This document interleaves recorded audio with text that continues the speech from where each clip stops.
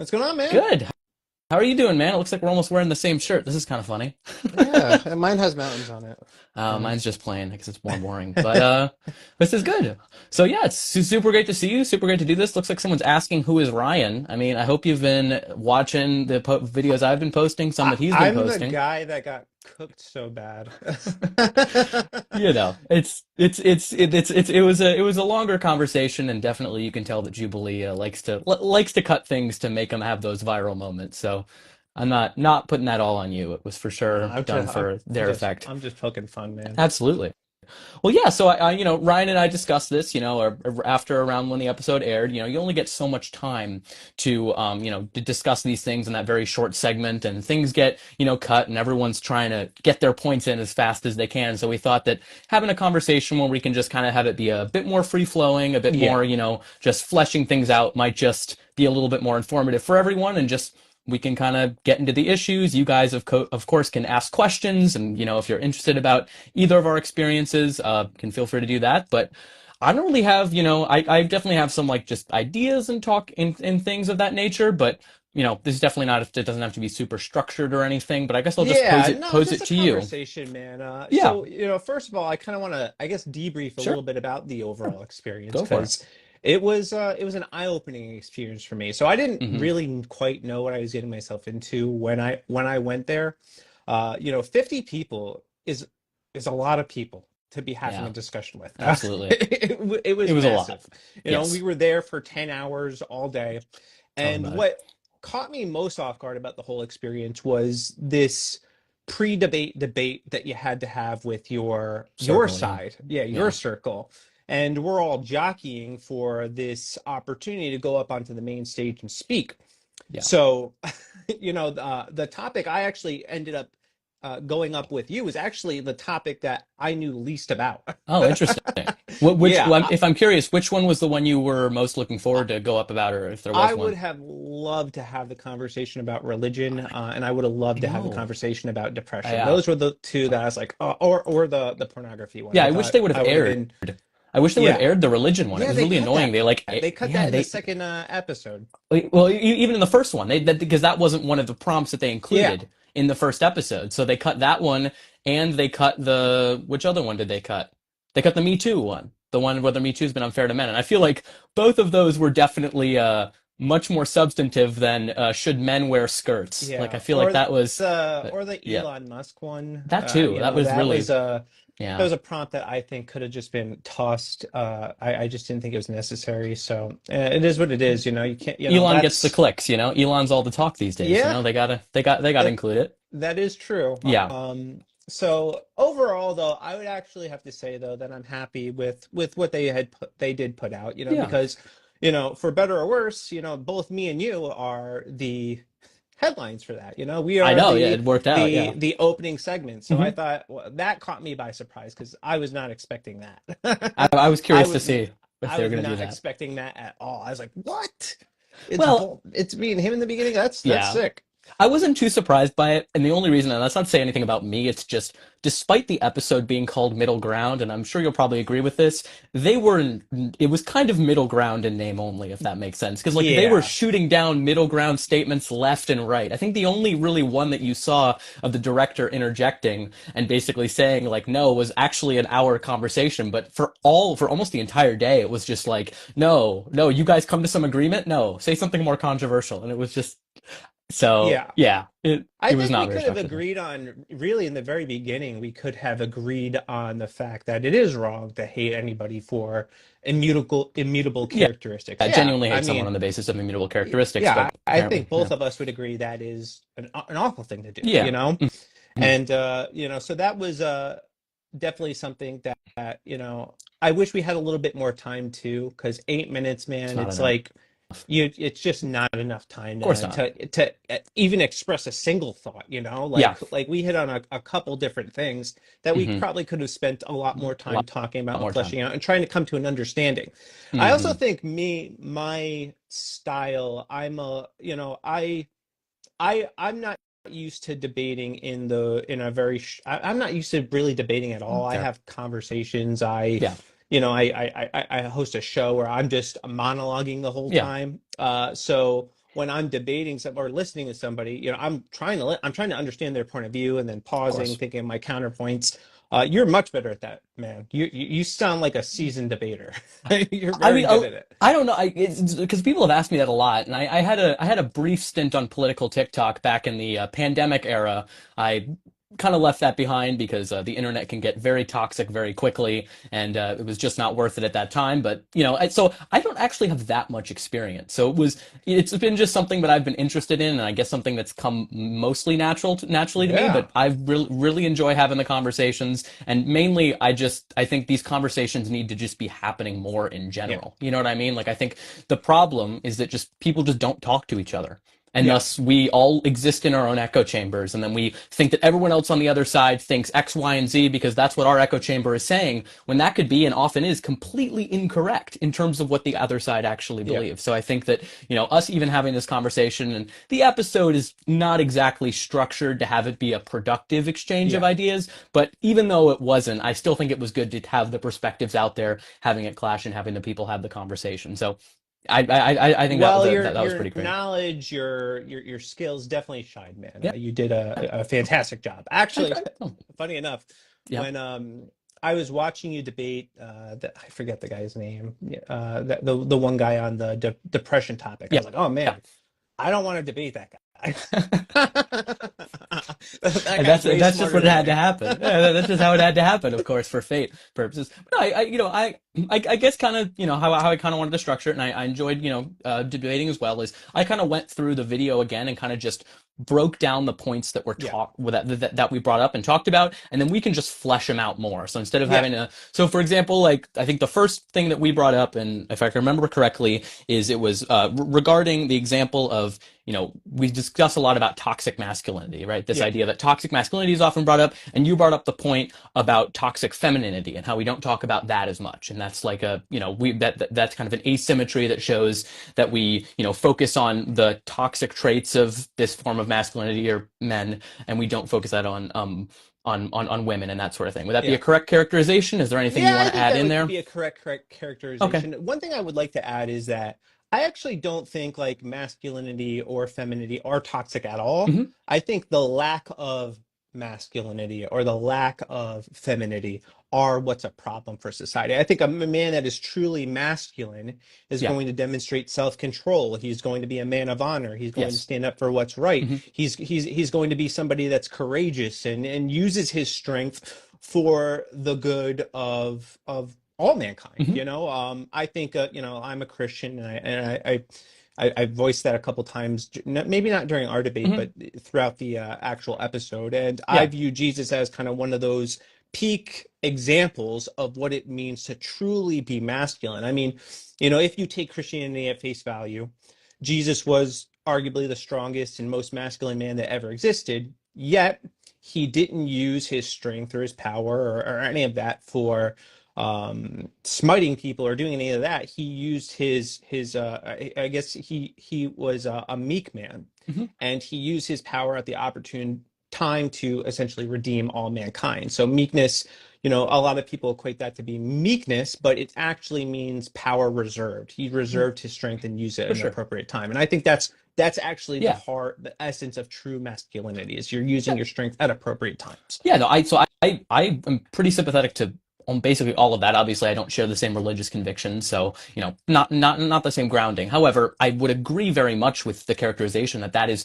a good form of masculinity. I guess, and this is something that I mentioned in my reaction video. Obviously, makes sense if you did not watch the full 3 hours of that. What I kind of mentioned was there might be kind of a I don't know, like a definitional disconnect between you and me when we're talking about masculinity. Is it the case, I'm just curious, when you hear toxic masculinity, does the word toxic function as like an adjective for all of masculinity? Like all of masculinity is toxic? Is that Yeah, kind that's of what what you it, hear? well, yeah, kind of in a way, Okay. because I mean, we are masculine. I Hmm. mean, men are masculine. That's part of who we are. So when Some you of them are, say yeah. that, yeah, some of them are. The lack Yeah. of it is a problem. Okay. But when you say somebody is, that masculinity itself is toxic, like I equate that to be like, well, you're saying that men innately are toxic. And I think like I don't Sure. like that. I completely understand that. And that's why I think there seems to be a misunderstanding, at least, where when most people are talking about masculinity, when I talked about it, they're talking about these excesses of masculine traits that actually lead to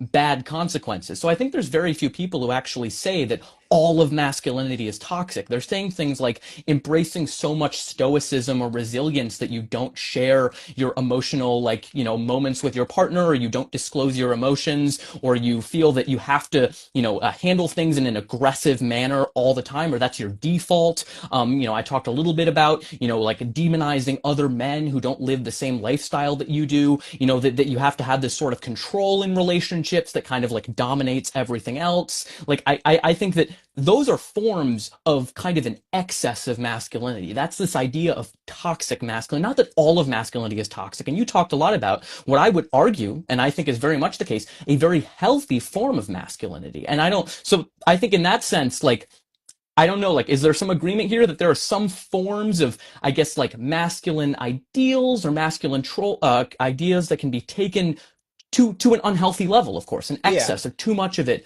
would be bad, but a good healthy amount is totally fine and is a good thing. Maybe what you would call, I guess, toxic masculinity, I would just view as a lack of masculinity.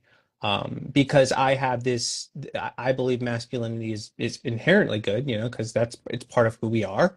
Hmm. And when men are rightly ordered, they do great things. But when they're not walking in, I guess, their masculine energy, they're destroying and doing awful things. Yeah, They could be used for a sure. lot of wickedness. Totally understand that. So it seems like we're just basically having a definitional disagreement or dispute here Which I, where, I guess was yeah, the theme of the whole a debate little is bit. semantics played overall. I'm not our Yeah. debate. I'm Yeah. just Yeah. overall the Jubilee semantics. Hmm.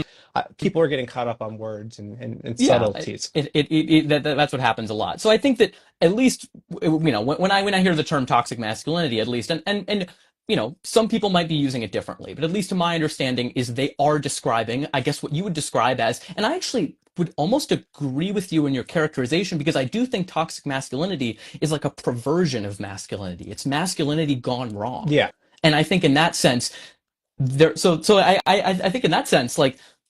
I, I think that people can be more clear in what they're saying. And that's obviously the case all the time. And people can be sloppy with their words, and that can lead to misunderstandings. But it seems like at least, in this conversation right here, we can agree, if we're trying to talk about middle ground, that there is, a perversion of masculinity. You might characterize it as, not like straying from the true form of masculinity that, leads to men bottling up their emotions, leads to men not talking about their, not expressing their, care for other people in an effective way. It can even lead to men like bottling up their emotions so much that they end their own lives. Could be yeah, considered kind of, an excess of, a toxic or perversion of masculinity that leads to obviously men taking their own lives, which neither of us want. yeah. I definitely. I mean, I think I would view that definitely as like a lack of masculinity for sure. They're not doing. They're letting their emotions get to the best of them to the point where I mean, they're making themselves pay the ultimate price. I don't know if they're That's they're letting their emotions get the best of what you're saying, letting their emotions get the best of them, or yeah, like if somebody's like chronically depressed, can't get beyond it, and they're letting that kind of take over where it results in them taking their own lives. I would say, yeah. I sure, mean, because yeah, they don't have that, I guess, self balance, yeah, control and balance that actually I think a masculine person should have.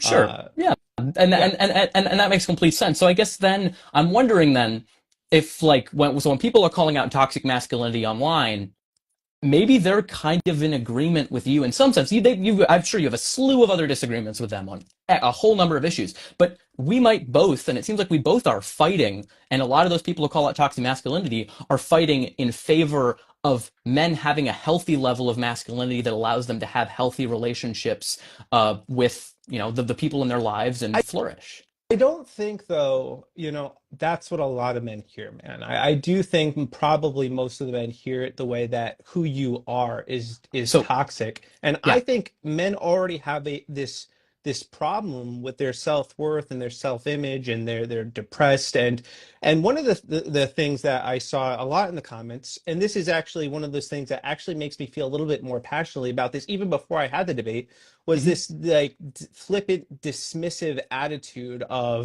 of what men are experiencing. But I mean, men are in crisis right now. There's a real problem.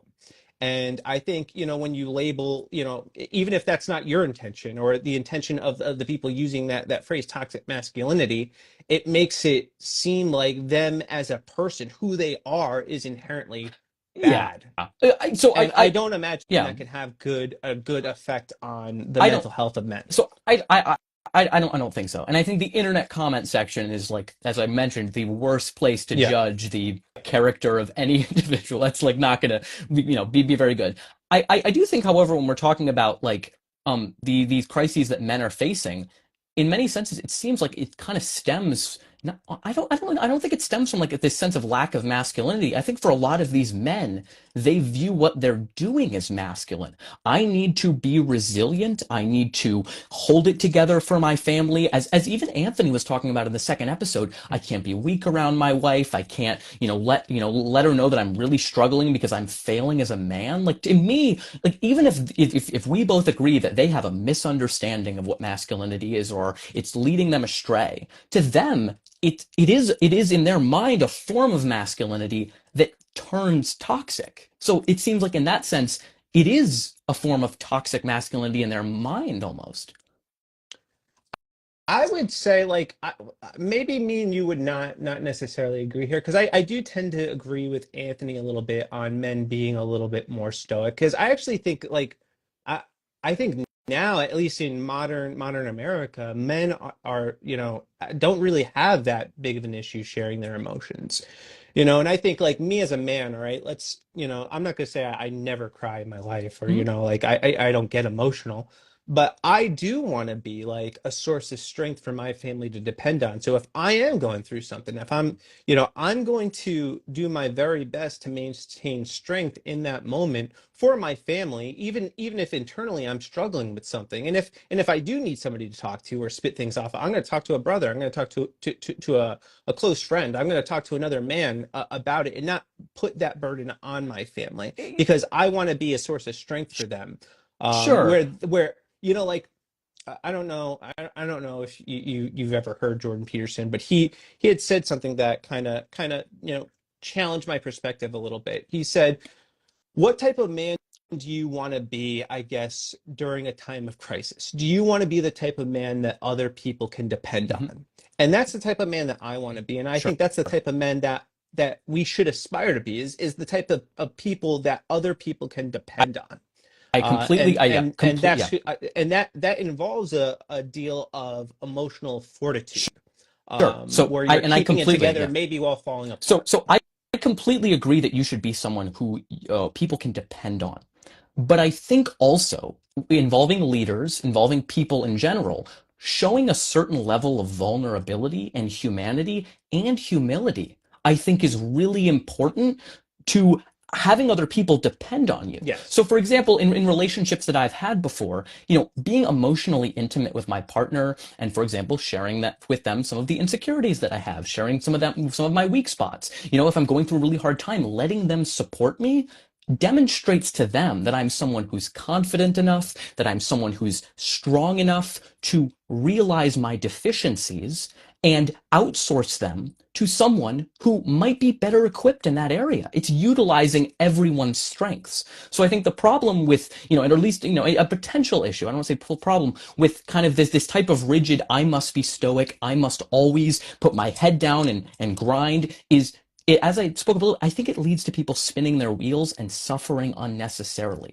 Because I think of a lot of people just reach out to the person that's closest to them, the person who hopefully knows them best. Your wife, I hope, like, knows you insanely well. Like, I think that we're kind of lacking this, or we're not tapping into this resource of this person who is part of you in a sense, who knows you so well. So I don't know. I obviously think there's a balance to be struck. And I think it's important for everyone, men and women, to develop some sort of emotional regulation, control, and not be breaking down at everything. But I do think that, Yeah, we and could that there is this probably kind of, agree yeah, there, because I yeah, don't, like, you don't want to be that guy that's, emotional about everything, and your wife doesn't, her confidence shakes every time you're trying to, you're constantly going through something, or you're constantly dealing with something, and then she has to shoulder, like, I don't, as a man, I don't think that's, that's something I wouldn't want to put on my wife. Of course, and I don't, and I actually, in a sense, I also don't think that's something that many wives would really want to put on their husband. Of Yeah. course, there's a difference in, the sense of like, the social expectations of men and women showing emotion. Yeah. However, I don't think that, it would be great. I wouldn't want to be married to someone who was breaking down at every single moment or they were constantly crying. I mean, there have Yeah. been points in relationships, I will not get into specifics, where, the person I've been with has described to me a problem, and I'm like, that doesn't really sound like something worth crying about right now. Now, granted, of course, it comes into a conversation, you try to understand it from their perspective. So I think there's a balance to be struck here. I guess so then my only thing here is I think that like people communicating with each other, people being vulnerable with each other, I think just leads to better outcomes. And I have not experienced it in my life And at I'm least, not yeah. completely against it, all right? Because like, Yeah. like just, going back to Jesus as being he, when Lazarus died, I don't know if you know that story Hmm. in the Bible, I've heard, yeah. Lazarus dies 3 days later, he comes back to life. But in that moment, he publicly, shortest verse of the Bible, Jesus wept, he cried, he showed emotion and vulnerability in front of Hmm. all these people. Yeah. And, so you see, God himself kind of demonstrating that to other people. So, I do think there's something I to your think there point. definitely is too. And I'm not someone who cries very often, but I do know for a lot of people, crying can just be a healthy, cathartic way to just get it out. You know what I mean? If they just like, I know some people, men and women, some who like cry once a week. They're just like, oh, I'm stressed after this week. I get home, I'm really tired. I like cry for 10 minutes, I let it out, and then I'm just able to get on more easily. And if that's what works best for people, I want people to live their happiest lives, and I would rather have someone just get their emotion out than just be like miserable because they feel they can't let their emotions out.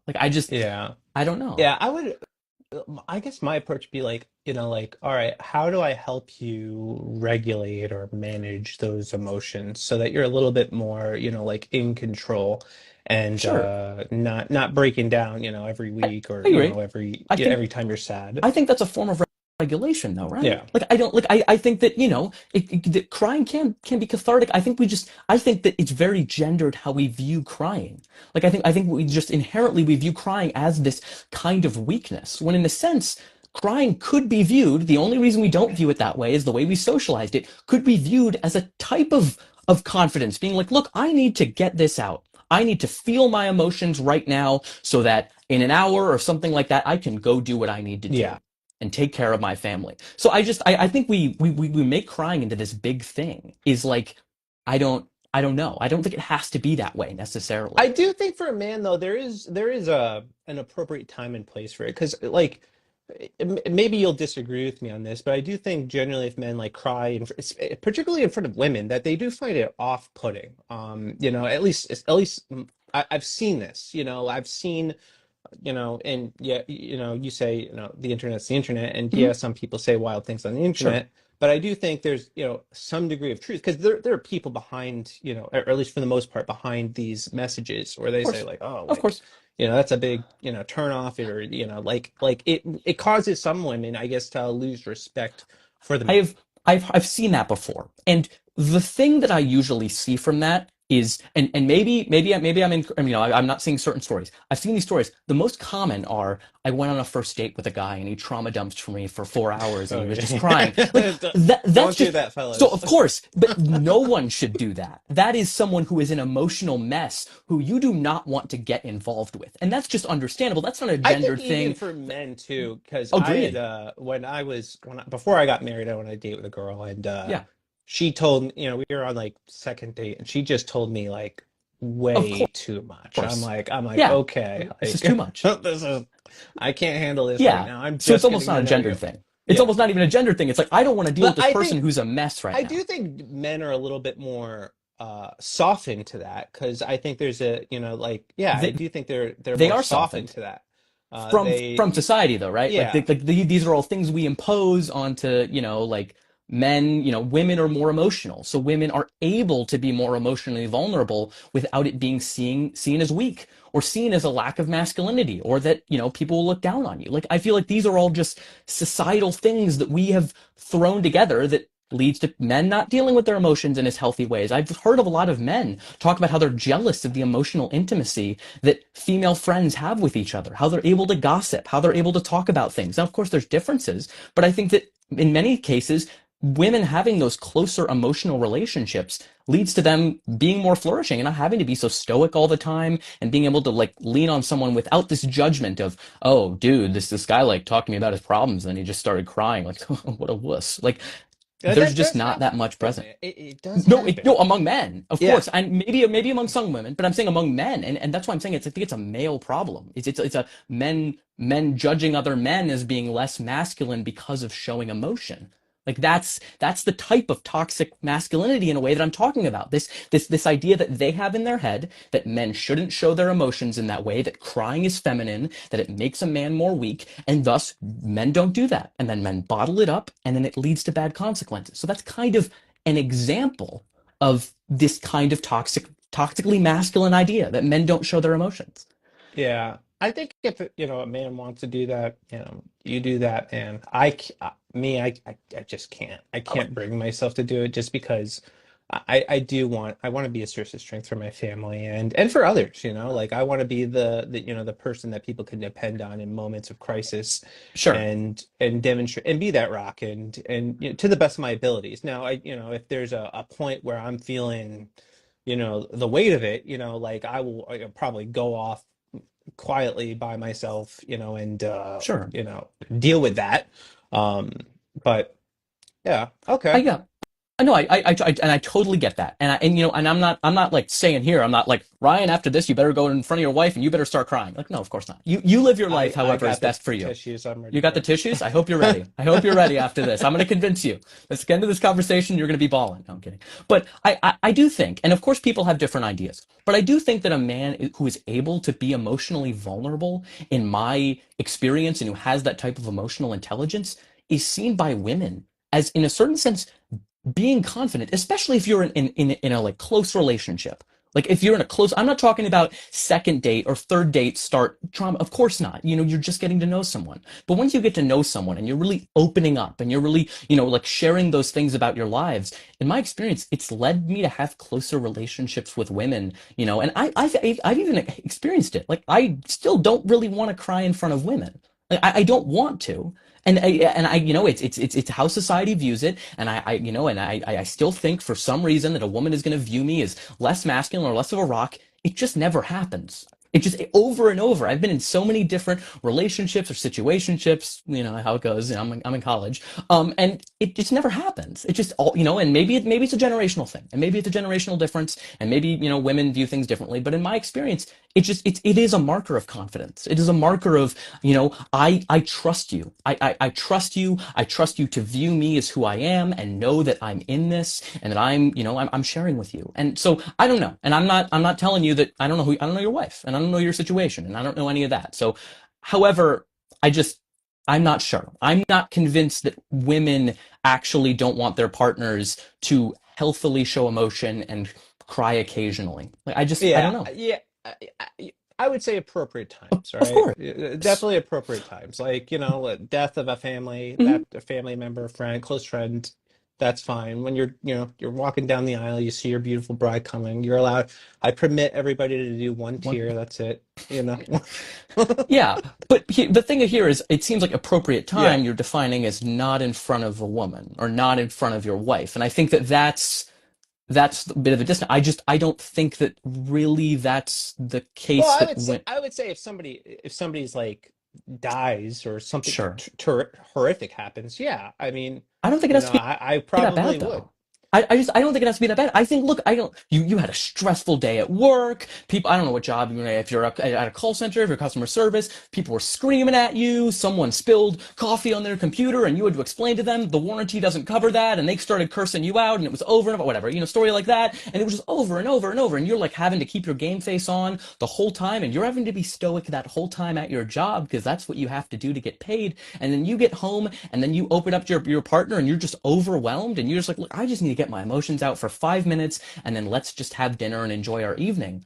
I don't view that as like weakness. I just view that as being like, look, I'm going to be vulnerable with you. I'm going to let you know that I'm just struggling a bit, and like, this is healthy for me. Now, if it's like a consistent thing over and over and over, or I don't know, if someone looks at you the wrong way, there is a balance to all of these things. I just don't think it's as rigid as a death of a family member. You can cry. If someone kills themselves who's close to you, you can shed. It's Yeah. like I think those types of like this type of rigid norms of when you can and can't cry is this type of stuff that boxes men into this thing of what they think a man is, and just leads to them not opening up, bottling it up, thinking that they're doing what they need to do, but they suffer in this type of silence. So I get where you're coming from. Like I totally get it, but I don't know. I'm less than convinced that most women view this as negative Yeah. as I it might be said. maybe progressive women don't, but I've definitely seen this from more conservative women, that those sentiments. Hey, So progressive women are where it's at. No, I'm kidding. Progressive women know what's up. No, I'm kidding. No, but yeah. I mean, so and it's true. People have different values, and our norms of society, the way that we've structured it, lead to people holding these different views. So maybe if a woman has been brought up in the same society we have and has been taught that men don't show emotion, and what you're to look for is a very stoic man who takes care of you in all these ways, and they've been taught that that's what a man is, then Do, that's what they're going do to view. do So. you think men today though are less or more emotional than men, let's say, in the 1950s? I think it would be a breakdown on Like, I think we'd have to do demographics in terms of maybe traditional versus progressive or things like that. But I would say probably generally a little bit more emotional, or at least our society is becoming more comfortable with men, talking about their emotions and being more vulnerable with people. And I think that's largely a good thing. Yeah. So yeah, Yeah. I think so. Hmm. So I don't really have a ton more to talk exactly on this. I did want to touch a little bit on this idea of toxic femininity, though, because I Yeah. remember you bringing it up as an example, and as I milled over it more, I was thinking that there actually are some examples of toxic femininity, and it is something that Oh, is, yeah, isn't as, of course, we don't talk about it as much, which we can talk about why maybe that might be the case. But have you ever seen the movie Mean Girls? Have you heard of it? yeah. Yeah, Yeah. I've seen Mean Girls, So man. that's like a what is it, a master class in toxic masculinity, about like women constantly comparing themselves with social standards, just like saying that, on what is it, on Wednesdays we wear pink. You know what I mean? Like, we have to adhere to this, and if you're not part of this, you're not, in that group.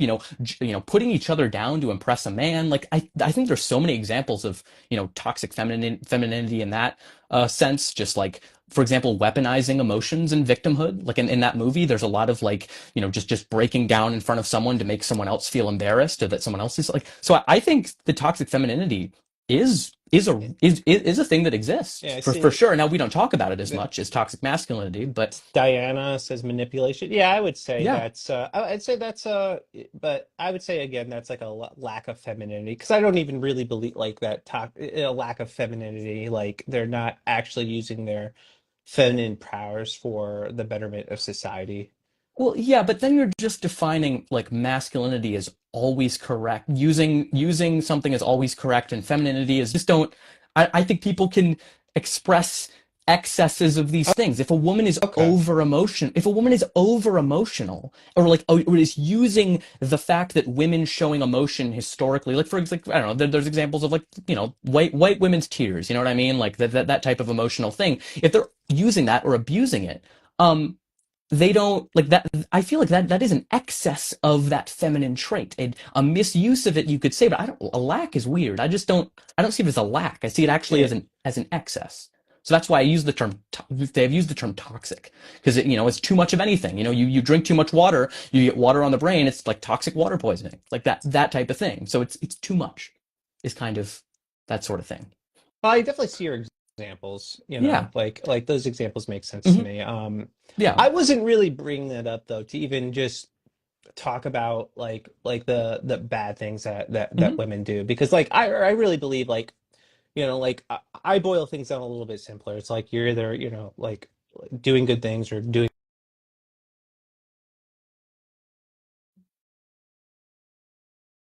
and And I think you see that when you're seeing, I guess what you would say is, toxic masculinity or toxic masculinity manipulating people or using your strength to harm people, I think is wrong. Yeah. It's just those are just wrong, bad things to do in Yeah. general.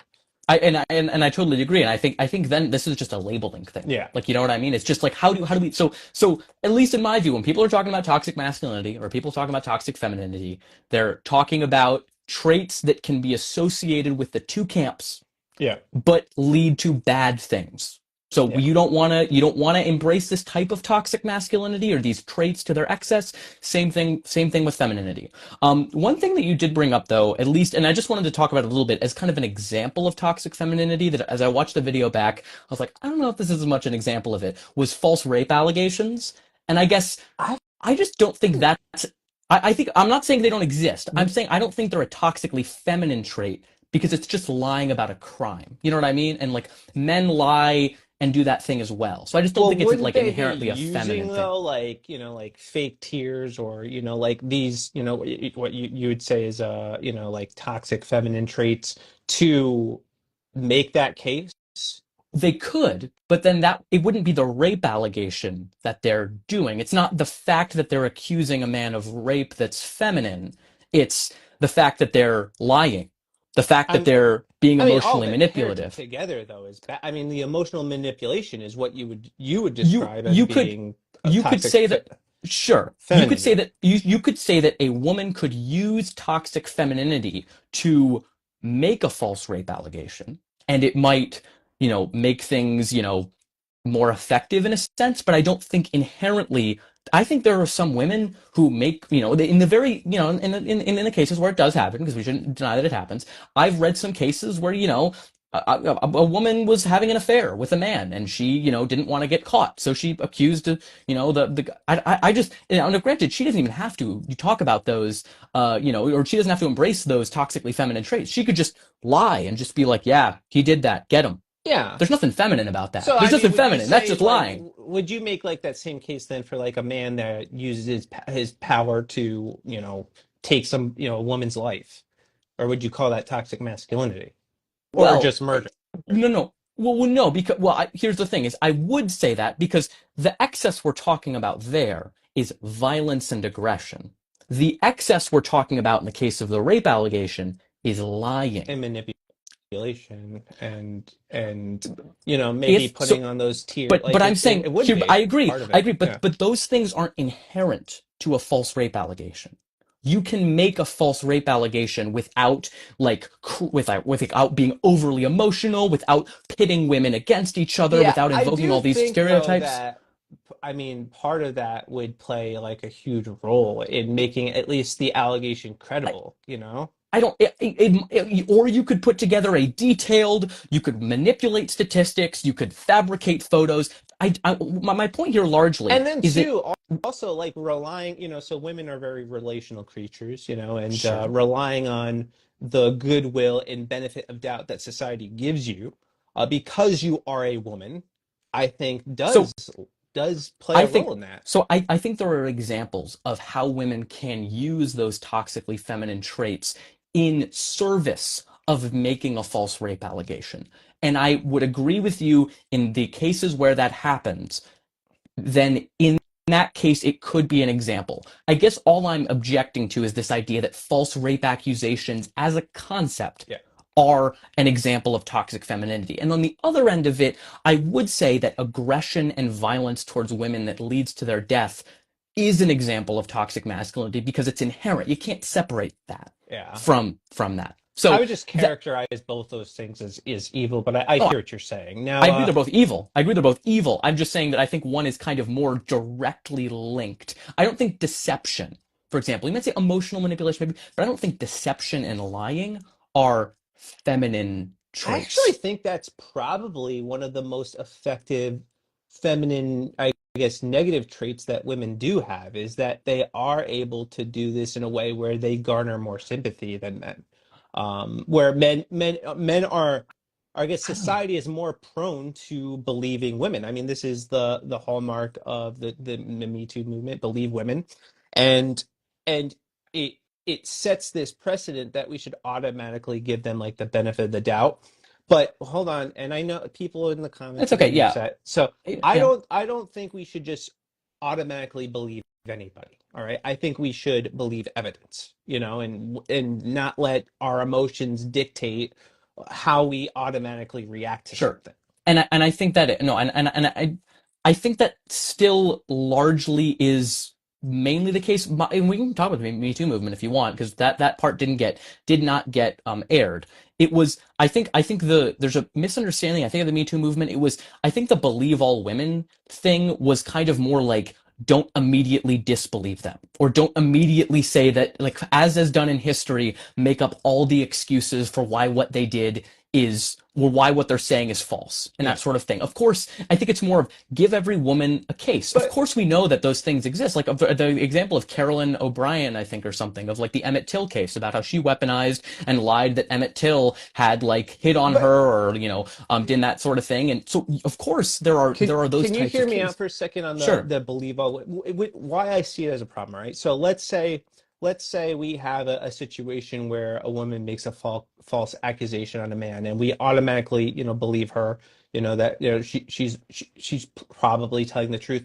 Well, that man, what if that is the narrative that's being believed immediately? That man's life is destroyed, even if he's proven So innocent. His life is destroyed, irreparably damaged. So that Uh, also happens to women as well in terms of slut shaming, in terms of viewing them as, as that sort of thing. Did you know, and this is actually a really interesting yes. thing, do you know whose approval rating went down the most during the Clinton Lewinsky scandal? Do you know?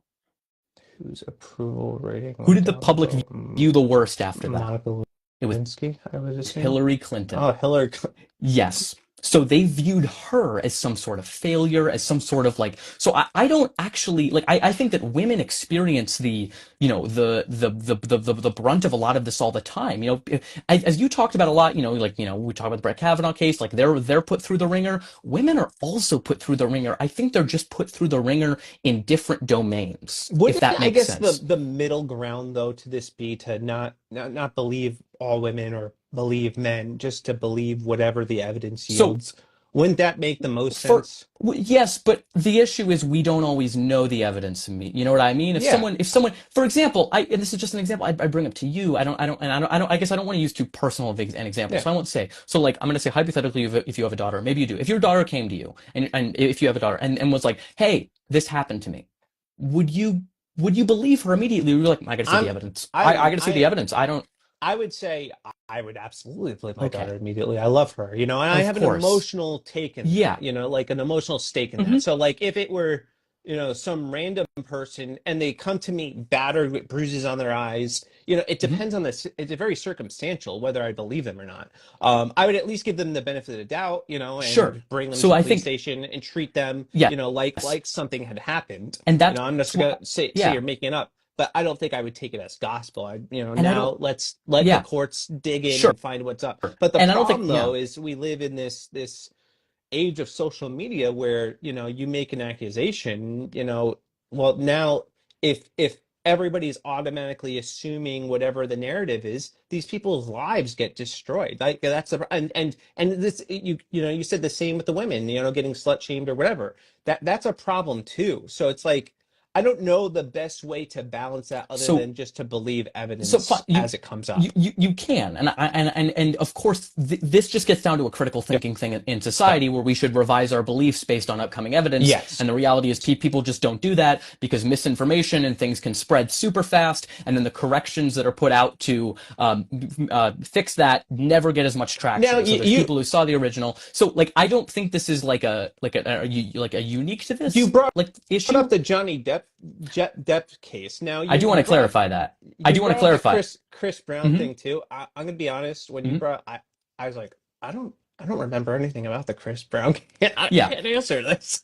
of course, But fair the enough. Johnny Depp thing, I mean, he did lose opportunities in the very beginning, and Hmm. it was not good for him in the beginning. He lost opportunities Well, because of it, and he was ultimately vindicated later. But that's not how it was sure. in the beginning. Of course, and also I think I want to make the point that when I was actually bringing up those cases, I actually wasn't claiming that necessarily all of the men that I mentioned, some of them, all of the men were like 100% abusers. Because I from the Johnny Depp Amber Heard case, my best reading of that, at least what I know, is it was a pretty mutually abusive situation. It was just a shit show all around, and both of them were at fault. My point was rather that, because the claim you made before that was like men who get locked up for false rape accusations. It wasn't just like they've experienced some reputational damage or something. It was locked up. So I was like, okay, let me think of cases where a man was, basically put on trial for this, and it doesn't lead to them getting locked up on false Yeah. pretenses. So that was kind of more the claim that I was making, is that's an even higher standard, and that almost never, if I, it's I would because say yeah, these are probably more exceptions too, because they're high profile cases, Johnny Depp, Chris sure, Brown, Brett Kavanaugh, very high hmm profile, politically charged, with the Brett powerful Kavanaugh men, thing. yeah, Yeah, so powerful, yeah. a little bit of a different situation than your average Joe, I would say. Of course, a different, but still, and I'm not even arguing that this should be different in terms of the legal system. Um, if we're talking about in order to get a rape conviction, it's really hard to do because of, the guilty beyond a reasonable doubt in terms of a Yeah, criminal yeah. proceeding. So, and especially involving sexual assault cases, because there being a large lack of evidence, because these cases are largely, circumstantial, it can be a he said, she said type thing. You're very rarely going to get that type of conviction. So I think in that sort of thing, I don't see at least men getting locked up for false rape accusations is like it's even less common than men being falsely accused and having their reputation destroyed. Like Yeah. it's Uh, so let's say I concede that sure. point. They're not getting locked up as much, Hmm.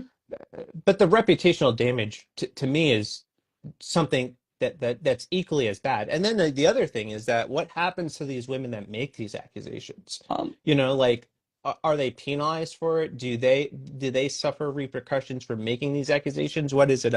You remember that the case of the Duke University kids? There's like three of them I that heard something got about that. a, My understanding, yeah, were those students were I thought expelled or like they were like severe, like at least the people who accused them, I'm pretty sure like either were expelled from the university or were like It was very very severely this. punished. I loosely remember it, but this woman made this accusation against these men that they raped her is ultimately Hmm. unfounded, but she suffered zero, from what I understand, no consequences for it. Now, somebody fact check me if I'm wrong, but I don't believe she suffered any consequences. I Sure. don't think that's right. Like I don't I think agree. that's I fair. agree. I think No one that's should falsely a accuse someone of a a crime and there be bias. no consequence for it. I do think there's a difference though with unfounded versus proven false.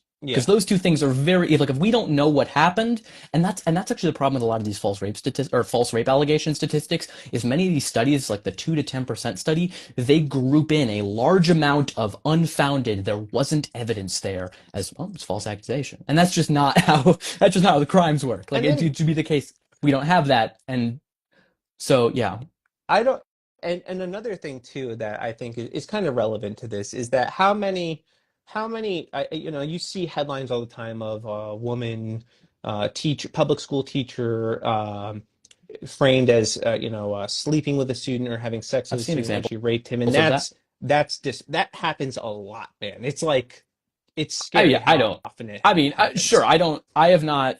Like, Once again, there's high profile cases, but like I don't.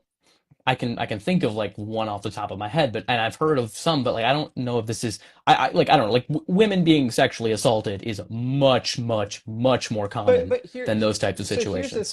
thing, Oliver, man. I mentioned this problem that's happening to Yes. boys in the public school system, Yes. and your first inclination is to turn around and make say, oh well, this is Well, happening. I get that, yeah. and I don't think anybody is downplaying that these things happen to women, but there is this problem happening to men that is largely just ignored. But I don't think it Young is boys, ignored. 15, I think yeah. the girls, from the examples I've heard, the female perpetrator who's a teacher or something goes to jail. I saw a recent case of it. She got arrested. She got locked up. So it seems like justice is largely being served for these individuals who are doing bad things and abusing little boys. I think the point on the other end is there are a lot of men who do get away with Well, it. And I think Well, no, that's there are a the lot of men that will never even report it or talk about it because, and there's a lot of and women who don't. yeah, A majority of what is it, like 80%, if not more, of sexual assault cases never get reported. So a majority of women don't report these cases. So it absolutely is on both sides. but let's talk for a second about the framing of this. All right, so Okay, would you agree that the way they frame these stories is a problem? what do you mean? Woman. All right, so here's a headline: Woman sleeps with her students. All right, Yeah, that's a bad headline. Yeah. that's how it's always So headlined for agreed, boys.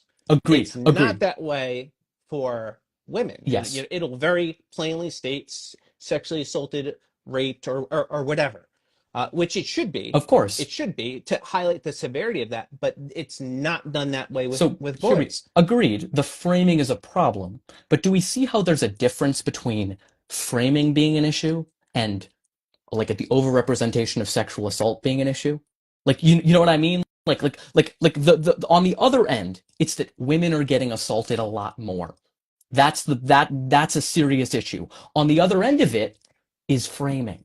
But do you Yeah. see how framing is like compared to violent sexual assault is pales in comparison. I'm not saying it's not a problem. I'm not saying that we should not strive to make sure that every headline is written so that if a child gets abused, whether the perpetrator is male or female, it is said that that is a terrible thing and they were But assaulted. but But is anybody pretending it's not a serious, like a sexual assault of women is not a serious thing? Because I would say it is a very serious thing. Like me, sure, but I would say like agreed. that's a horrible thing, and those men should be severely punished. Sure. You know? Well, absolutely. And I think but the problem is, and I think that that's the point here is when we're talking about the Me Too movement, it immediately gets brought back to false allegations instead of the conversation. Like, I agree that people should not be falsely accused of things. But the point of it is there are infinitely more cases of women who get assaulted and their perpetrators go scot-free or never even see anything happen to them than women who get away with a false allegation. It's Yeah. statistically true that you as a man or me as a man are more likely to be sexually assaulted ourselves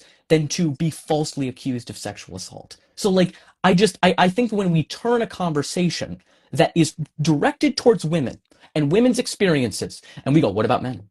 What about men who get falsely accused? It's like it feels like we're redirecting an issue that was designed to be about women back to men. And so I think that's what a lot of people have an issue with. No one thinks that people who falsely accuse people of crimes, filing a false police report, it's already a crime. And you know, if you say that it's not being punished enough, absolutely that should be taken seriously. But I think that's the type of issue is there's this kind of both sidesism. Men get falsely accused of sexual assault, women get sexually assaulted. Yeah. It's like Yeah, sexual assault is I worse get than that there's lying. Like, this degree of like whataboutism that mhm, happens. yeah, So I get that yeah, point. I understand what you're saying. yeah. So that's kind of where I'm coming from. At like, I don't think anyone thinks that like people accusing anyone of sexual assault falsely is good at all. It's terrible. You shouldn't do that. You harm the person you accused, and even more, you harm real victims who are not believed as much when they come forward. So Yes. So I am seeing some of these comments, I man, know. I'm sorry about that. and I don't. no. Let's It's try to be funny though, cordial, guys. I get it. Like I because don't like it does yeah. highlight something. So I've been already called a misogynist. I Do I know. not like women? So, but this is like indicative of like how a lot of just making these assumptions without even knowing a thing about me. Where I don't know in this live for how long has it been? Almost an hour now. Yeah. And I actually love women. Like they're my favorite people. I Yeah. love women so much that I married one and committed my life to her and am going to love her all the days of my life. It's so much so Sure. that I'd be willing to lay down my life for her. And most women that actually know me personally would not have a bad word to say I'm about me. So so I get that, and look, I'm not trying to get into pejorative things here, and that's why yeah. I'm not going to do that. I'm not going to call you a misogynist like I did in the episode. I do, however, if we want to get into that, because I think that's an interesting conversation. Also, Yeah. I do want to mention that like the live for some reason can sometimes randomly end at an hour for no reason. So if that happens, I'll just immediately start a Okay. new one and we'll jump back on. But I do I think that when we're talking about like I think hate it can be like somewhat of a strong word, but I think the thing what I was trying to flesh out Yeah. in terms of this like conversation of misogyny is, you know, I was trying to talk about this. You talked about an example. You brought it up, an example of what you thought was misandry is women saying, "I don't need a man," and at least like in order to make the step of a woman saying, "I don't need a man," to that's an example of misandry is thinking like you must hate men if you don't need one.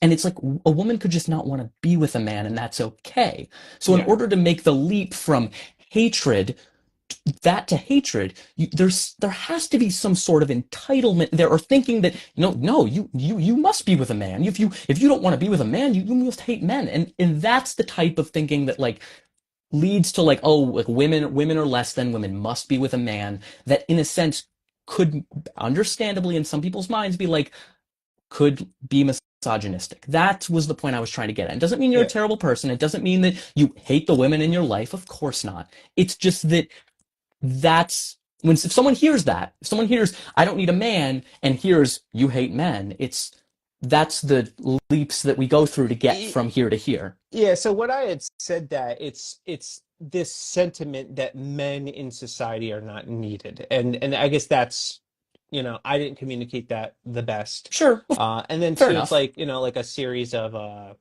just like these sentiments that are just negative toward women. I saw a video this week, a street interview, going up to I think women like Miami and asking, "Hey, do you need a man?" And Well, I don't need a man, think about or this. like Once again, social media. Do you yes, think they're I gonna get do it. time out? Do you think they're gonna post the women who say, "Yeah, no, I love my They, they husband. Yeah, of course they posted a we need men couple to of do." them. They do. They Okay, so they so they there are did. those people, There but are a what's gonna couple get of them. more clicks? What's gonna But get I more do clicks, Ryan? see those sentiments a lot, man. Of I get it. I get course, it. of We live in course, this of viral course. generation, but Yes, I have seen these sentiments before, particularly more feminist women say this type of thing.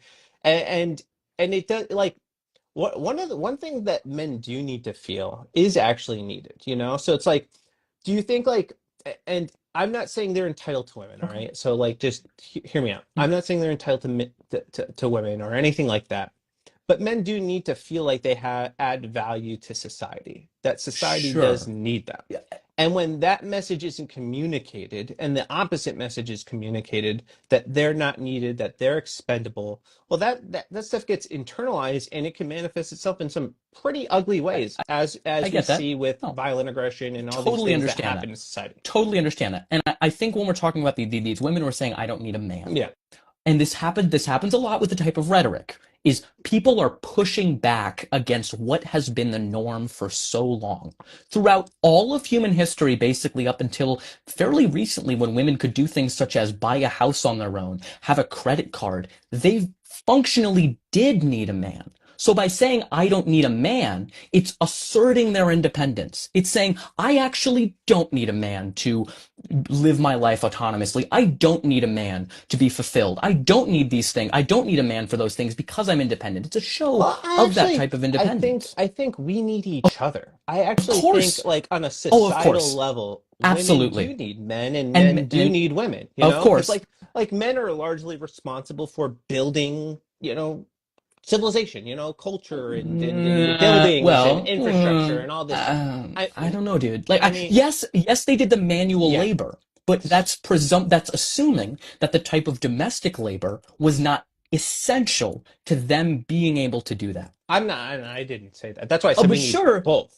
Well, you Both. said of course, but you said men built civilization. Men did like women were Women. so important Yeah, throughout let all me this. clarify. Women definitely helped because men could not do what they were doing without women also holding things down and Pretty handling integral, more domestic. Yeah, integral.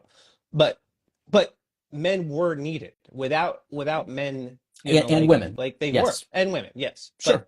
but the message that's being communicated largely is that women are great and they're awesome, and they are like without a doubt they're amazing, great, special. They're getting affirmed in every aspect of society. I'm not seeing that with men. Like men are treated more like they're expendable. I think that might be a sentiment that's definitely held online, and I understand that type of thing. I think that there also can be this type of laziness with language. Do you know what I mean? Okay. People who just people don't always say things literally. You know what I mean? Yeah. So, for example, this happens a lot, and this is a kind of a phrase I wanted to get into. It's kind of men are trash or kill all men. Because I think it's a really interesting thing, Yeah. how could women say this thing? Because you even said it in the debate. You're like, I've literally heard women say I hate men. Yeah. Okay, so yeah, so what I was basically saying was that like language off people often use it lazily. So as an example that I feel like both of us would like completely agree, like someone's like that's cool. I'm not literally saying it's cold out. If Yeah. someone says you've heard the term slay before, they don't literally think, oh, you're gonna kill someone or something like that. Or someone like was like, I'm so mad I could literally kill him. Yeah. They don't actually mean it. So Yeah. I think when women are saying like kill all men or I hate men, what they're doing is they're expressing a sentiment of men really frustrate me in my life, or I'm really frustrated with the things that men are doing. So I think that people use language all the time like that in Let's that type say of I context. gave you that benefit of the Sure. doubt. If men said the same thing, would you give them the Yes. benefit of No, I would not. Absolutely. No, no, wait a second. I wouldn't because there isn't an established societal context in which men saying, gosh, kill all women is I am frustrated with women because there isn't this, like, men are in fact killing women. what if there Women was a are what if there was a man that just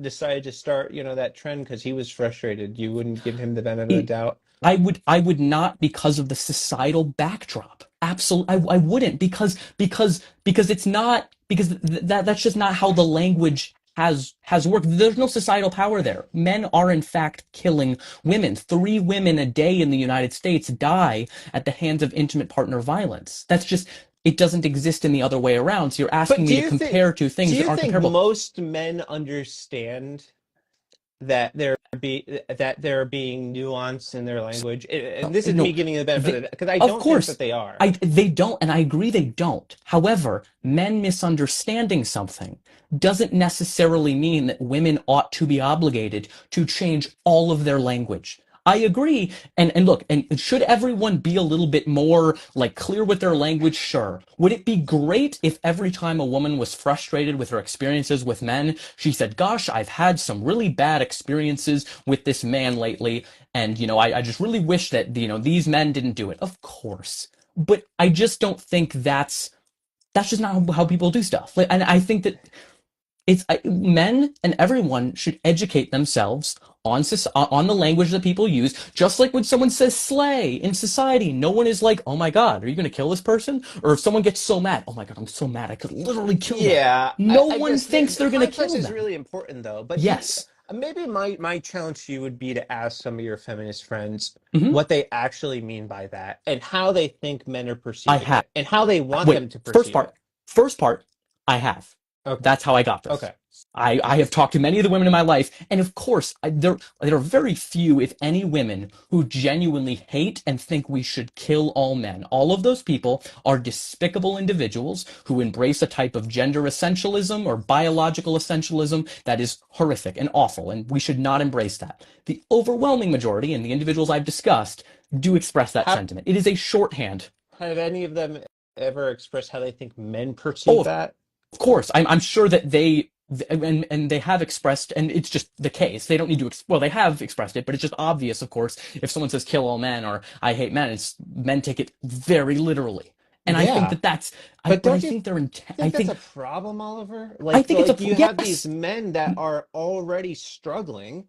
They're already struggling with their sense of purpose, and then you have these So women that are I feel like just adding fuel to the fire, just no, stoking I that don't. flame. Here's the part that really gets me is it's this idea that men should like I don't know, the stoic is the wrong word, but like men should be able to figure things out. Men should be intelligent. Men should be able. Women should not have to cater to men, or like a man should not have to be reliant on a woman. Why are you expecting all of the men to be reliant on women packaging their messages in the most like digestible way? I think men should be intelligent enough, should like be understanding enough to be able to read into something and realize, wow, all of these women are saying kill all men.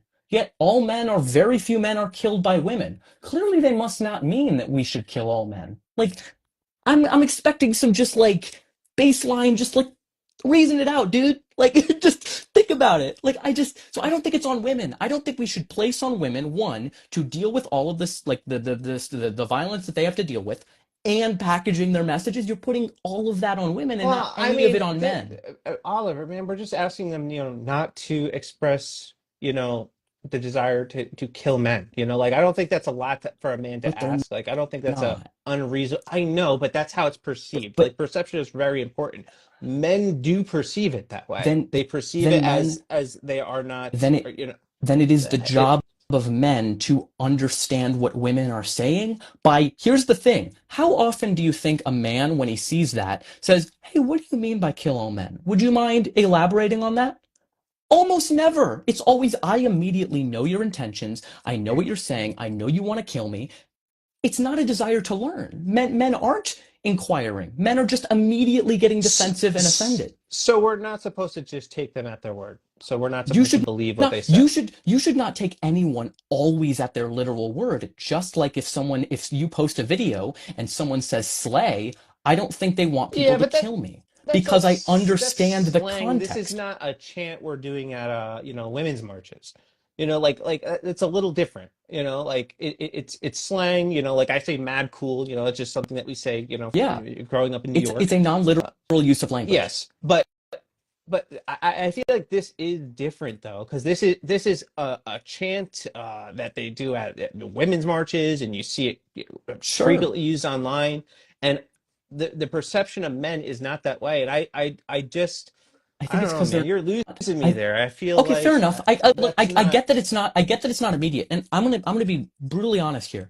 I completely, I was in your position.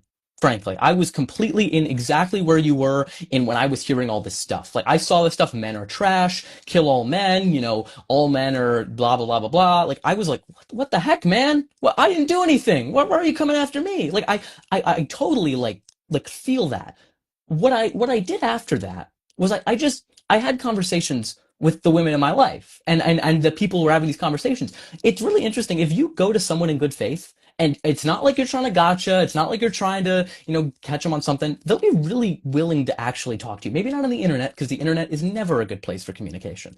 But that's what I did. I just was like, hey, what do you mean by that? When you say kill all men, can you explain that to me? I said this to one of my female friends. I'm like, I get a little offended when you say that. And she was like, okay, I understand. And I will take the time to explain this to you, but you should not expect every woman to do that. And she explained to me, look, it is a shorthand way to say that we're very dissatisfied with society. And we're very dissatisfied with the way that, like sexual violence against women is often dismissed, how very often women are, questioned as victims. What were you wearing? What did you say? Did you say no? Did you make sure he could hear it? Did you think about how this could damage his career and his reputation if you come out about this? Like all of that stuff. So I agree it's provocative, but I think it's almost intentionally provocative.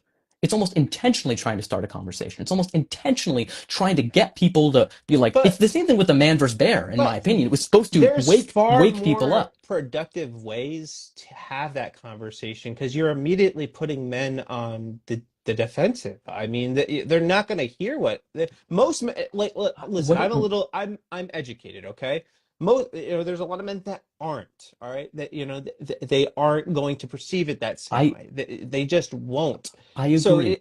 I just don't think it's So a good so way to get the message across. here's the It thing. sounds they're gonna believe all women when they're saying Okay, fine. Okay, they here we will go. believe that. Fine. Okay, fair enough. I have a question for you then. Yeah.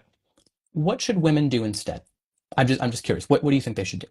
In your ideal world, so that they shouldn't be chanting kill all men. What should they be doing instead? I'm What just chant curious. should they be doing? Well, maybe not chant. Like, what do you think they should do? I don't know. Maybe stop oppressing us sounds a little better, or Okay, okay, okay, okay. Fair enough. So I here's don't my know off the point. top of my head. Fair enough. And okay, my point is But not they expressing murder though, I think is like okay, the okay, bare okay. minimum. Well, if you, yeah, someone said slay in my comments. I'm very worried you're going to come kill me now. No, but fine. My point that I want to make is they've already done that. Everything that you're describing basically has already been done. Trying to talk about their experiences, trying to explain the things to their male family members in a way that they will understand. And men just aren't listening. they're not But they're not trying to inquire do you further. think though that saying kill all men is it a more effective strategy so that they are listening? Hey, Because Ryan, I can tell you, I don't think we're that they we're, are. we're having this conversation right now. Like, like we're engaging in this. Like, I don't like. I think it got men involved, and if it takes a man to be angry and defensive and and even just get him into the conversation But don't you instead of think him it checking can out have some entirely. negative repercussions? Because if men are you know perceived as being worthless, that these people want to kill them, that they're hated, don't you think they can internalize that in some unhealthy ways? Don't you think that it could potentially have negative implications? I definitely think that it can. My only point is I don't think it should be entirely on women at all times to package their message in the best way possible to ensure that men don't understand it and misunderstand it and then kill themselves. I think that's unfair. That's just unfair to women. Like at a certain point, men, like male responsibility. Men, you just gotta use your brain.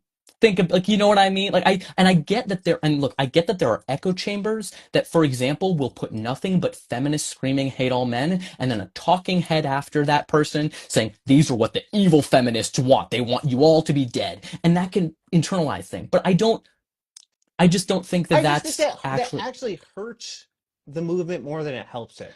Like if I'm being like if I'm being completely transparent, I just don't think sure. it's beneficial. I don't think it's adding any value to the conversation. I don't I I think I it's think it's people are taking them literally, and I don't know, man.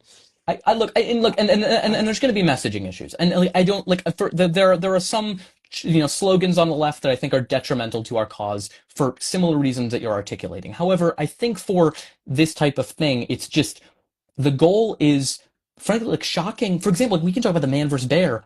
The goal there was to shock men. The Yes. goal there was to have men go, "What? Yeah. Huh? You would rather be in the woods with a bear rather than a man?" Like as you had that reaction, like that was intentional to have men hopefully, ideally, get into the conversation. A lot of them, understandably or understandable, but like at the first reaction could be offended by it. But I think this is kind of a type of that. You know what I mean? It's a more explicit, but it's like, would you rather be in the woods with a man versus bear? Yeah. Kill all men. Like it's supposed to wake people up to the violence that women face or people in general face from men. Violence is a male problem. Yeah. So I understand what you're saying. I don't think that's the outcome that we're seeing with men. I don't. I I Man, I I agree. I agree we're not seeing that outcome. My point is it's not women's fault that we're not seeing that outcome. It's not on women to regroup and be like, oh, well, the men didn't get this one. They just didn't get it. but They didn't figure it out. Got ladies, we got to dumb it down. Like but I don't. if their aim is to have conversations, why wouldn't they? So my point is I just don't think that many men often are willing to have these conversations normally. I don't think that's the case. I just don't. I think very often men are very checked out from women's experiences. Like you said, a lot of men are very uneducated about these issues and these types of things. Men they're just not engaged. So they're not going to have much of a stake. They're not going to feel like, oh, why? I don't want to learn about feminism. I don't want to hear about all the women's issues. I don't want to hear about that. Oh, what, you hate all men? Now I'm listening. So I think the point here But is I don't it's think they're listening. That's the issue. I think they're being alienated. no, no, they're getting defensive. Now, granted, that can lead to bad things sometimes, but it at least has them in the conversation. And if we have enough of the conversation, then maybe they can start being part of the solution. That's that's the point. That's what I'm trying to get at here. It's women have tried every other way. They have tried being calm. They are not believed about their experiences. They have gone to the men in their lives and been like, look, like, but I don't know. Like I don't see another another path. It would be great if women could just like talk to men and be like, "Hi, we're really sad with the structure of society and the fact that, one in four women or something are going to experience an attempted or completed rape in their life. That's a really big problem. We Well, should do something about that." you say And it that was men taken aren't seriously. listening, but I mean, I don't, I'm horribly against men doing violence against women. Like Agreed. I'm horribly, and I think one of the ways to stop that, is to not, I don't know, suggest killing men, or hate it, having these Hold negative on. sentiments toward men as a whole. I don't think that helps. But I don't. I'm confused. So you think that, wait, if men are sexually assaulting women more because they hear women say kill all men, do you see that how that's like in like that's wild. Like, you know what I mean? Like what men face is feeling alienated and feeling like they are hated. I Women are think being sexually I assaulted. Like, okay, so that's a massive asymmetry. but answer me this. How does that, like, now you'd mentioned that it starts a conversation, all right? I Hmm. don't think men are having that conversation. They weren't Me and you having it are having before. that conversation. We went on a debate. So, that's why we're having this conversation. But I don't think men are having that conversation because of how off-putting that sounds. Uh, I do think, like maybe, there are other ways to have the conversation, like talking and trying to pass legislation or something that more severely punish men that commit these crimes. I think that's a good way of starting that conversation. Partially, I look, I get that messaging is not always, doesn't it's not always perfectly tailored, and the reality is that people who feel really hurt and feel really harmed, it's also unfair to expect them to be the perfect victim, Yeah, if that makes sense. So, look, this has been a very, very interesting conversation. I'm glad we're having the conversation, frankly. I'm yeah, glad we're, engaging with this. I think the most important thing that, all of us can do, every man can do, is just talk to the women in their lives. And if every man, I think, actually talked to the women in their lives, took the time necessary to understand their perspectives, I don't think there would be any women yelling kill all yeah. men or that they hate men. Can So, I give a counter, just a little sure, bit, go for it. that I think, at least for, the women that are, feminists that are listening, I do think men do need to actually hear that they matter, that they have a purpose in this life, because there is this purpose void in a lot of men's lives that I think is destructive internally for them and for society as a whole. I think it actually is a net negative on women and men, because there's this lack of purpose for men in their lives. That there's a, I a constant message that they're not needed or valued. And I think Sure. that's the overarching message. You Once see again, yeah. examples of this, like in media, just the way like men are depicted in certain shows and television. They're often, bumbling idiots, incompetent, like goofy, or, overly aggressive, like caricatures of how men You actually see the are. Jordan Belfort, you see the Leonardo DiCaprio, you see the Golden Bachelor. Like, men are portrayed amazing and Yeah, horrible in movies because yeah. people are portrayed that way. So I don't think it's a media thing. What I think the problem here, and I think what some people are getting at in the comments, is that once again, I think you're expecting that burden to fall on women. Like, you know what I mean? Like, women are the ones who need to solve this. I Well, think it's a men's I don't problem. think it's only women. I think, like, I'm a man. I'm Yes. talking about it because I do think it's Yes. important. Yes. There's a lots of men that are talking about it because they think it's important. That's why you see, like people like Jordan Peterson speaking to this issue, and he resonated so deeply with men. Maybe you don't like him, but he's somebody that's talking to him. But the other problem too is this is why people like Andrew Tate are becoming more popular, because he's speaking to men who are feeling. He's feeding into their yeah he's feeding Yeah. it yeah he's feeding And into I don't think he's a into good their role urges. model for men at Of course all. not. I No. think he's a god awful role model. But, Yes. like if the constant message that they're getting from the feminist movement is that they're not needed, they're inherently bad, all these negative things, well, they're gonna get it somewhere else, because they Mhm. need purpose, and a man without a purpose is, I think, a very dangerous man. And I guess if you're getting your purpose from someone like that, you're absolutely completely failing as a man. So, like, I get it. I don't think they should be doing that. And I do think there is a role. What is it? I think there is a Vicky role Cat, for redemption. you're awesome. Oh, Thank you.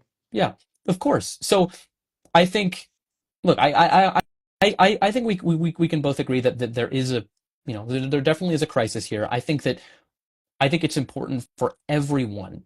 And this is what I do. I try to do all the time. This is what I did with the man versus bear trend. This is what I, do with the kill all men thing.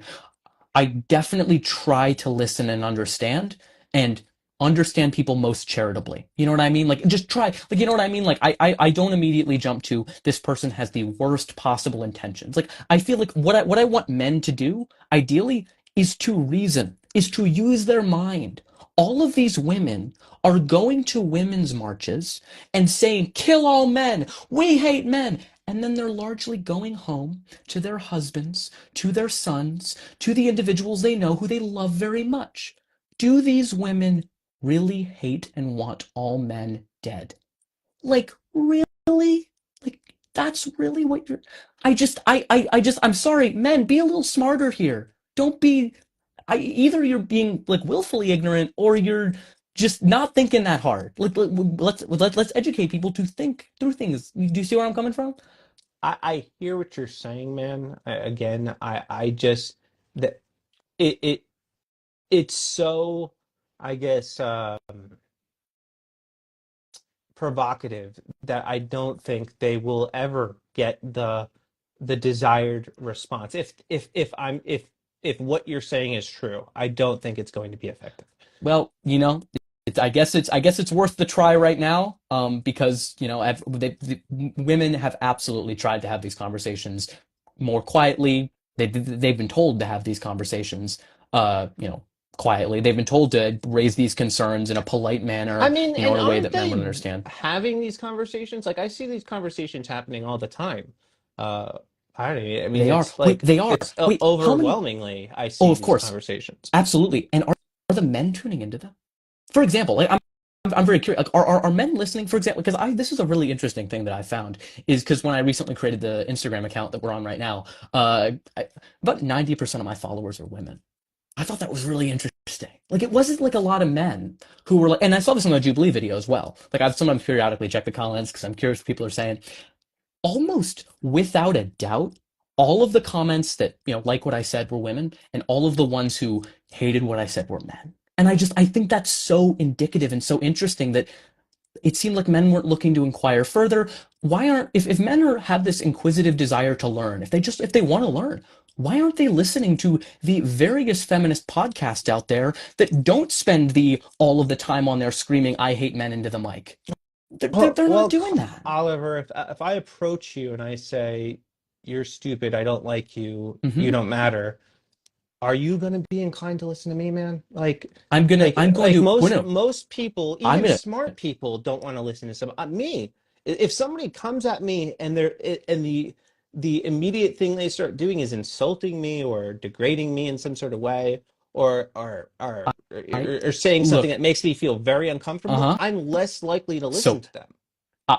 fair enough. However, if that happened to me, and it's happened to me before, like Yeah. people have berated me. I've had it. I've borne the brunt directly Yes. of women hating man. Like, oh, straight white man. God, what do you know about this?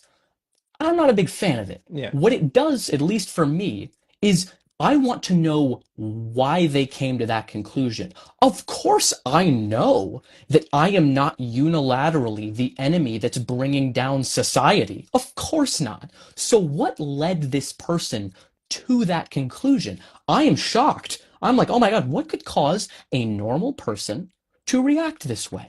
Okay, let me look into it a little further. Oh, I'll look up a podcast. Oh, there's this person. Oh, in fact, there's this podcast, there's this feminist podcast, and one of the episodes is literally titled What We Mean When We Say Kill All Men. There are many women out there who are explaining these things, and men, I think, just aren't seeking them out. So I mean, I'm not. men in general, like they're not listening to women because they don't like the way women sound or they don't want to hear what the women hear. It's just kind of natural inclination is like I listen to like mainly men's podcasts, not to say that I don't ever listen to any women's podcasts, but I listen to mainly men, because they speak to me in a way that I don't think most women can. Well, Do you understand that? of Does course, that make sense? yes, absolutely. Women can't speak to you and your experience the same way men can speak to you because you're a man. Yeah.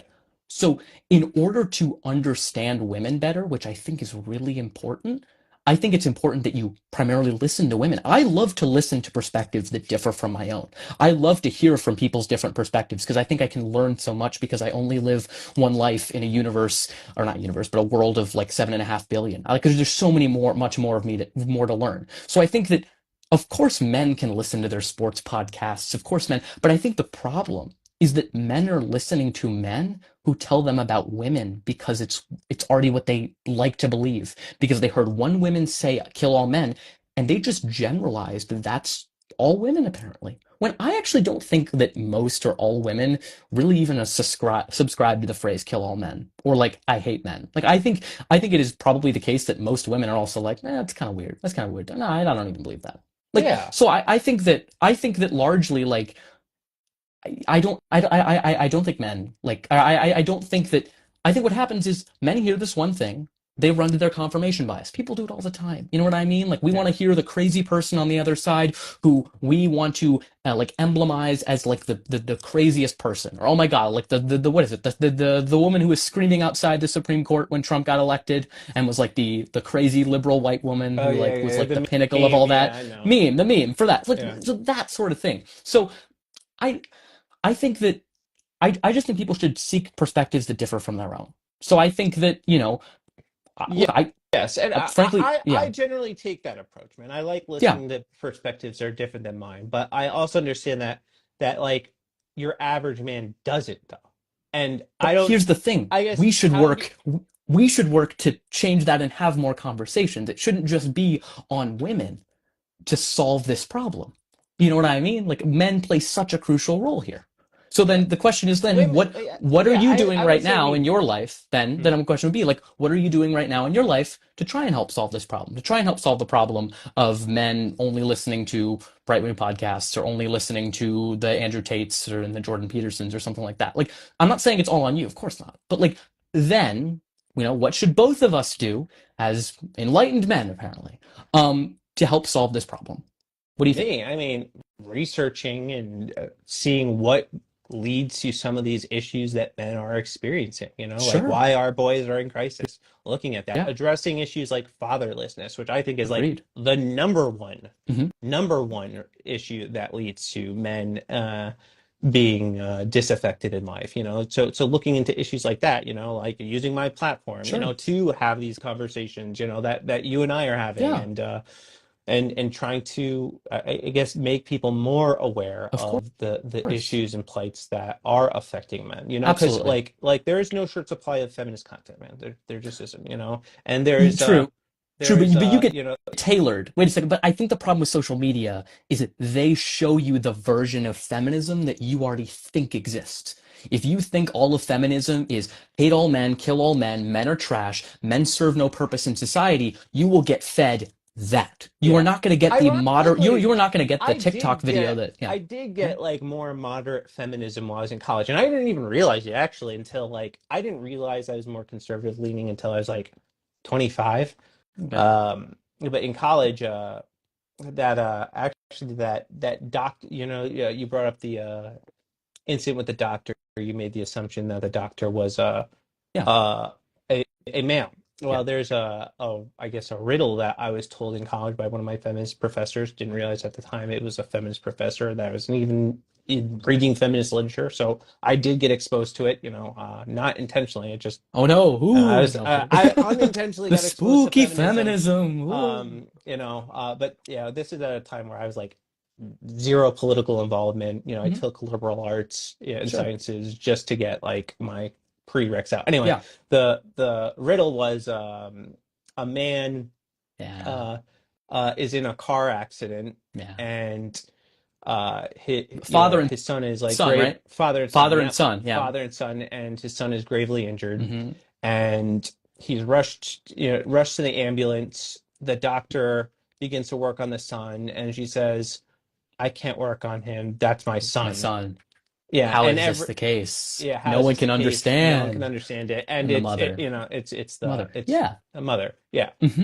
So yeah, I think that yeah. So that is an example. Like I don't. so that could be an example how we gender these types of professions. And of course, as you brought up in the episode, more men are doctors. But I think it's important to acknowledge that it's not just an accident Yeah. that more men are doctors. It's not just that men happen to be more doctors. It's Yeah. just that men historically have just been they have not been excluded from that field. Yeah. I do So think though, I don't like, there are like these people that would automatically like you assumed you were misogynistic. I don't think you actually were for making that assumption, man. I don't, like maybe you do. I don't, because like I do think we have to be a little bit charitable with people to some degree. Because I like agree. if you had told me, that you know, there was someone that was a teacher in elementary school, I'd probably assume it was a female, and Of I don't course. think I'd be wrong for doing that. It's But those are also predominantly, gendered. Yes, yeah, they're correct yeah, assumptions. For example, they're statistically correct assumptions, yeah. but the reason the statistics are that way are because women were excluded from being doctors and pushed towards being teachers. And one point that I really want to make here, and this is something that I mentioned, and I wish I got more time to mention it, is I don't think things like misogyny, things like racism, things like anything, homophobia, it's not like an on-off switch. You know what I mean? It's not like you're either a cross-burning KKK member or completely not a racist bone in your body, as people would like to say, or you're an Andrew Tate misogynist, or you're the most far feminist egalitarian you could be. I think that misogyny exists on this massive scale, and we can have these implicit biases, and we can have these presumptions about things all the time. So I actually do think that there is actually not a single man that exists in America and has been socialized that way that isn't a little bit misogynistic. And that doesn't mean that they actively hate women, that they, that they're, that they want women to be in the kitchen, that they think all these things. It's just that they've been socialized in a world where they have learned all these things. Oh yeah, men are in this field, women are in this field. Oh, it's normal for women to be cooking the food at home, or it's normal for men to have a career. Or oh, this woman is being she's on maternity leave. But like there's not the male version of that. That's completely normal. Like so, I think that's kind of what I was getting at. Is not that you're a terrible, like that's why I wanted to express that in the episode. Is I don't think you're a terrible person. I don't think I'm a terrible person. I think we're all socialized. We all exist inside, and women aren't free of misogyny. You know what I mean? Women often have internalized misogyny. That's a lot of what toxic femininity is. It's women imposing misogynistic norms upon each other. So I guess that's kind of what I kind of wanted to say in response to the idea of misogyny. Yeah. So I guess I want to, kind of just change gears a Sure, little bit. absolutely, go for it. I'm curious, what was, I guess, one of your like biggest takeaways from the debate? I'm just, uh, Our conversation, maybe our conversation, then or just in maybe, general, the Jubilee thing. as a whole. I mean, I thought it was interesting. Like I think what you don't see as much is you obviously don't see how different it is versus on camera versus off camera. You know what I mean? Like Yeah. you know, look, what did they want out of that episode? They wanted us going at each other's throats. And did that explode on social media? Of course. We were the two most popular people from the episode. So there we go. So, but like, You were the most popular. I was definitely the well, least popular.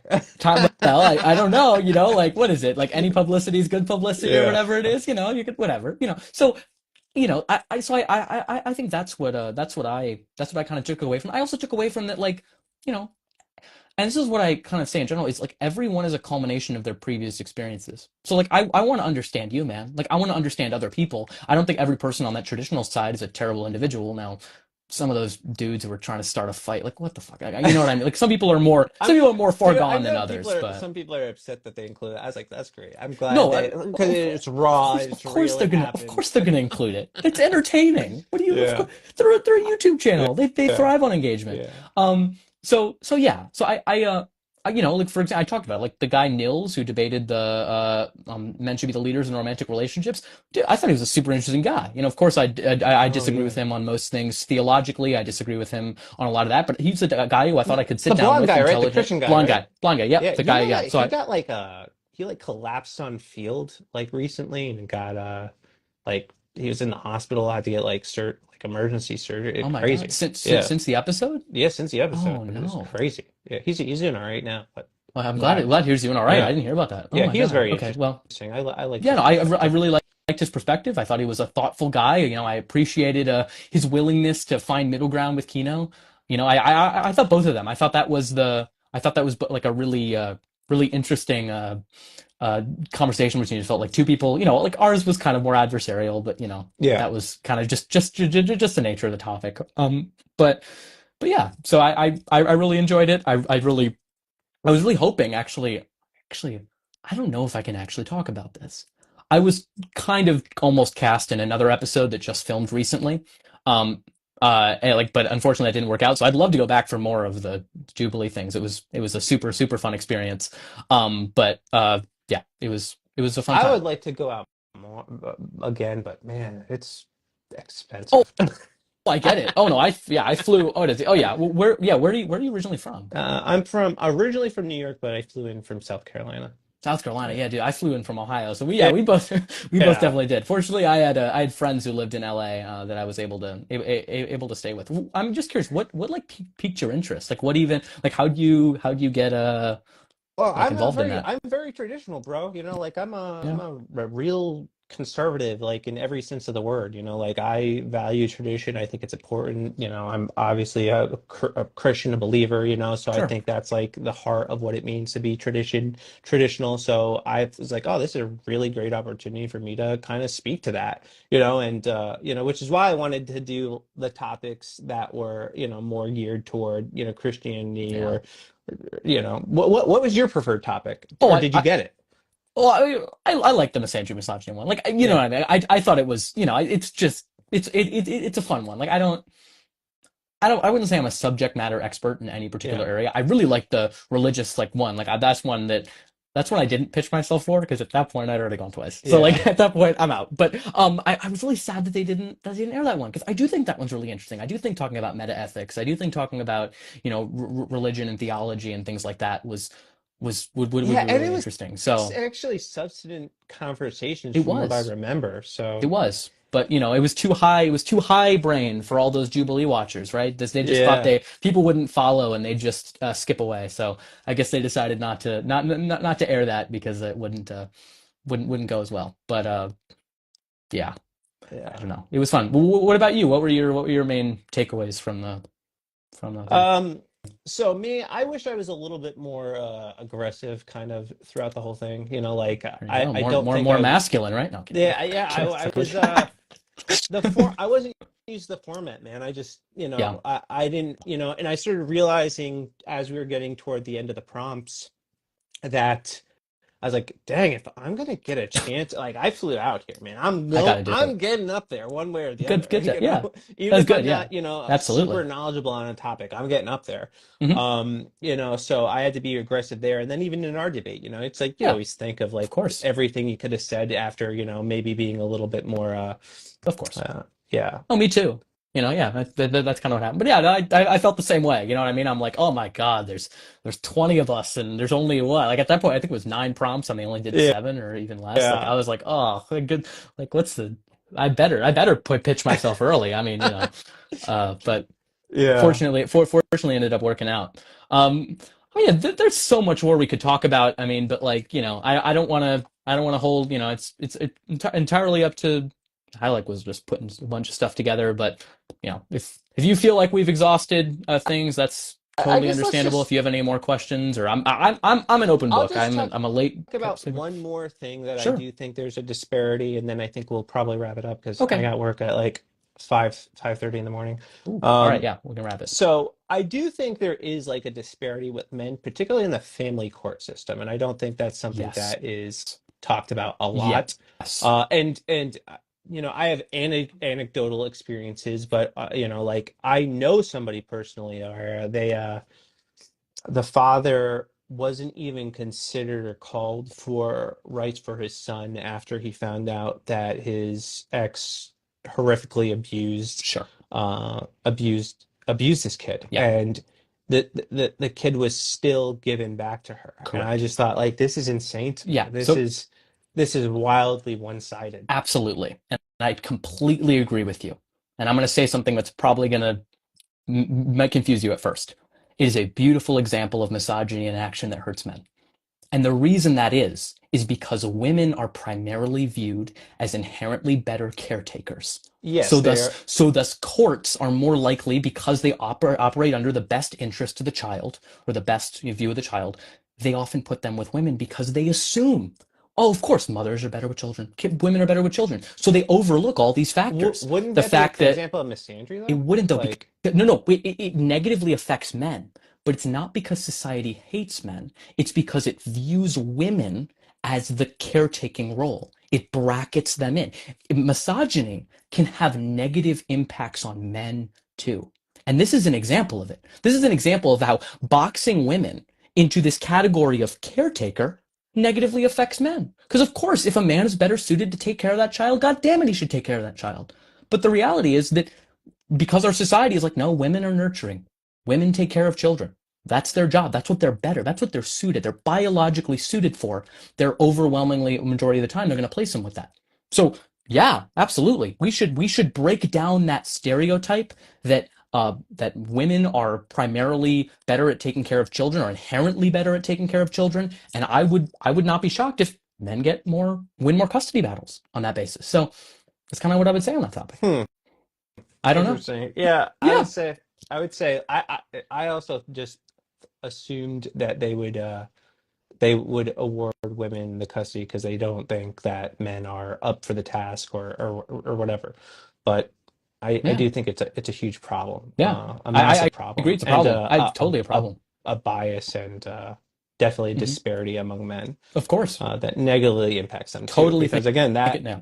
that contributes to the issue of fatherlessness that I was talking Hmm. about earlier. Yeah, You're having dads that are not allowed to be of involved with course, their children, because they and think you know. women are just so good. Women are so capable of taking care of kids. It doesn't matter if a woman is a drug addict. It doesn't matter if a woman has abused children. The thought of putting a kid with his Yeah, father without his mother is inconceivable to us. Like, single dads are viewed more, like, oh, you really need a even woman to help you raise this kid. You really need a woman.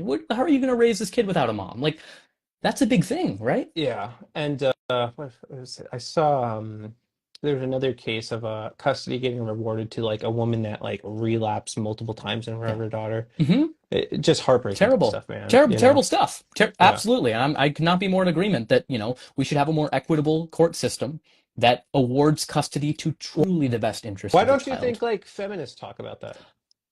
I think they do sometimes. I absolutely do. And I have seen some of them talk about it for sure.